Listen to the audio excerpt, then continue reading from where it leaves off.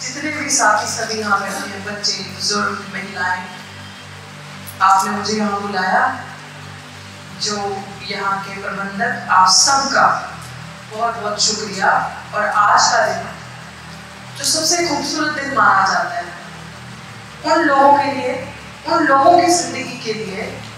जिन लोगों को इंसान समझा नहीं जाता था, जिन लोगों को पशुओं से भी बदतर समझा जाता था। आज के दिन बाबा साहब अम्बेडकर ने वो काम किया कि एक ऐसा दम हम सबको दिया कि जिसने हमें, हमारी स्थिति बदली, जिसने हमें एक इंसान बना दिया, जिसने हमें अपना कुछ एक कल्चर दे दिया कि लोगों के पास सब कुछ है, लोग अपने त्योहार मनाते हैं, लोग सोसाइटी में जाते थे, मिलते जुलते थे एक दूसरे के साथ, लेकिन हमारे पास कुछ भी नहीं था, हम बिखरे हुए थे। हम धर्म और जाति के चक्कर के अंदर इतना बिखरे हुए थे कि दूसरे लोग हमें दबाते थे, हमसे नफरत करते थे, हमें छूते भी नहीं थे, पानी तक पीने का अधिकार नहीं था। लेकिन बाबा साहब भीमराव अम्बेडकर ने ये सब चीजें खत्म करके हमें एक ऐसा दम दिया, एक ऐसा मार्ग दिया जो समानता का मार्ग, हमें हर चीज से मुक्ति दे दी। और मुझे यही लगता है कि इस दिन को हर एक इंसान को जो मिशन को समझता हो, जो समानता को समझता हो, जो सच्चा अम्बेडकरवादी हो, वो इस दिन को अपनी जिंदगी का सबसे अहम दिन मनाएगा। क्योंकि भगवान बुद्ध की जितनी मुझे समझ है, एक बड़ी खूबसूरत चीज मैंने पढ़ी थी, फ्री विल, जो आज के युवाओं को समझनी चाहिए कि जिस फ्री विल की बात करते हैं कि सवाल करो, कि आप ऐसी टीचिंग के, ऐसे गुरु, ऐसी चीजों को नहीं मानना जिसके पास आपके सवालों का जवाब ना हो।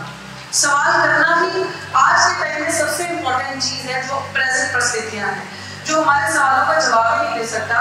ना ही तो हमारा नेता हो सकता, ना लीडर, ना उसकी मार्गदर्शन आप कभी वो आपका कर सकता है। तो इनकी सिखलाइयों पे चलना, और बाबा साहब ने खुद वो सिखलाइयां चल के हमें दिखलाई, और बाबा साहब ने हमें सवाल करना सिखाया। बाबा साहब भीमराव अम्बेडकर ने हमें हर एक वो चीज रास्ता दिखलाया कि अब आप भी उस समानता के दायरे में आते हो, आप भी उस समाज के अंदर जो क्रूरताएं थी, जो प्रथाएं थी, कि जिसमें हमें इंसान नहीं समझा जाता था, महिलाओं की बद से बदतर स्थिति थी। लोग कहते थे गौर गवार शुद्ध पशुनाली है, ताड़न के अधिकार, और वहां पे महिलाओं की एक झटके में स्थिति बदलती, एक झटके में उनको समानता का कि अगर आपके समाज में पुत्र को उतना अधिकार है तो पुत्री को भी, आपकी बेटी को भी उतना ही अधिकार है। और वही चीजें हमने बचपन से सीखी, वही चीजें बचपन से पढ़ी, लड़े उन चीजों के लिए, और आज आपके सामने आपके समाज की बेटी यहाँ खड़ी है जिसके अंदर वो शिक्षा है बाबा साहब की दी हुई, जो बोलती नहीं है, वो धारती है। और ये महिलाएं, मंजू जी हैं मेरे साथ, निर्मला बोध जी हैं, और यहाँ पे मीना जी भी बैठी हुई थी, बाकियों पे आप हमें नाम भारती थी। इस तरीके की महिलाएं, सच बताओ तो समाज में अगर काम करेंगे और समाज को जोड़ेंगे ना, तो हम जैसी महिलाएं जो आज वहाँ पे जागरूकता की मिसाल दे रही है ना, हम जोड़ेंगे। क्योंकि वही रास्ता सबसे अच्छा है जो समानता का है, वही रास्ता सबसे खूबसूरत है जो बराबरी का है, और यही असली मुक्ति और मोक्ष का मार्ग है जब हम इस रास्ते पे चलेंगे। तो मेरी ज्यादा बड़ी बड़ी बातें तो नहीं करूंगी। आज के दिन हम सब एक दूसरे को यही चीजें समझाने के लिए बैठे, एक ऐसे मसीहा को, एक ऐसे भगवान बुद्ध को, मेरे लिए तो सब कुछ है, मनाने के लिए उनका दिन कि जिन्होंने हमें पशुओं से ऊपर उठा के इंसान का दर्जा दिया। लेकिन रोजमर्रा की जिंदगी में जब भी आप घर से बाहर निकले, तो जितने लोगों को हमने अपने साथ चलकर लेकर अंधविश्वास से बाहर निकाल के सही चीज की, गौतम बुद्ध ने कहा था कि रैशनल थिंकिंग, जो सवाल कर सके, क्रिटिकल माइंडसेट, जो पढ़े लिखे वो मेरी बातें समझ लें कि हम किसी भी चीज को, किसी ने कह दिया ये ऐसे है,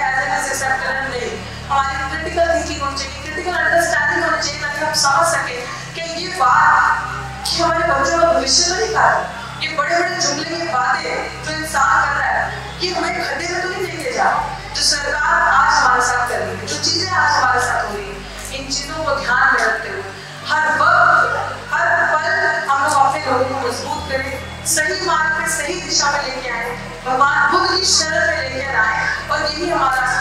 मोक्ष और मुक्ति का मार्ग होगा। इसी रास्ते पे चलिए। अगर आप ये काम कर रहे हैं, बड़े बुजुर्ग यहाँ बैठे, तो आपके बच्चे भी ये काम करेंगे। वो महिलाएं जो अंधविश्वास में पीछे जा चुकी हैं, आपकी जिम्मेदारी बनती है उनको बताना कि डॉक्टर अम्बेडकर ने आपके लिए क्या किया। हर जाति धर्म से ऊपर उठ के उन्होंने सिर्फ हर महिलाओं को अधिकार दिया। जब मैं पिछली बार यहाँ आई थी तभी मैंने ये चीजें अगर याद हो तो बताया था कि अगर आज आपके घर की महिला बाहर निकलती है, आज आपके घर की महिला बीमार हो जाती है, प्रधानमंत्री तक बन के, राष्ट्रपति तक बन के बैठी है, डॉक्टर, कलेक्टर, इंजीनियर तक बन के बैठी है, तो वो सिर्फ और सिर्फ बाबा साहेब भीमराव अम्बेडकर की वजह से बन के बैठी है, उनके संविधान लिखे हुए की वजह से बन के बैठी है। तो यही सिखलाइयाँ आज आपके सामने ये महिलाएं खड़ी हैं, आज आप सब उठा के समानता से चलते हो, लेकिन डॉक्टर भीमराव अम्बेडकर की वजह से, और हम अपनी सिखलाइयाँ कभी नहीं भूलें। और जब भी जिंदगी में हम आगे जाए, जो भटके हुए हैं उनको भी हम उस मार्ग पे लाएं, उनको भी हम उस रास्ते पे लाएं। आज यही कहूँगी, और टाइम बहुत हो चुका है, माफी चाहती हूँ। मुझे आते ही इसलिए कहा कि आपने कहा था, हमने आपको स्पेशली कहा था कि आप जल्दी आइएगा। मैं हाथ जोड़ के बच्चों से भी, बड़ों से भी आज माफी मांगती हूँ आपके बीच में कि मैं हमेशा टाइम का ध्यान रखती हूँ, कोशिश करती हूँ टाइम से पहले पहुँचूँ जहाँ बोला, लेकिन परिस्थितियाँ ऐसी हैं, कुछ जिम्मेदारी मेरी पार्टी ने मुझे ऐसी दी है कि हर जगह लोगों को देखकर पहुंचना होता है, वही जिम्मेदारियां निभाती, चूक गई देरी हुई, लेकिन आज आपसे सॉरी मांग के जा रही हूँ, आइंदा ऐसी गलती नहीं होगी। जब भी आप बुलाएंगे हमेशा टाइम से पहले आप मुझे पाएंगे, और कभी भी किसी को भी मेरी जरूरत हो, बच्चों से लेकर बुजुर्ग तक, जो भी दिल फुल, अगर मैं इस लायक हूँ कि मैं कर सकती हूँ, तो मैं 100% हमेशा आपकी सेवा में, हमेशा आपकी सेवा में। शुक्रिया। जय भीम, जय भारत।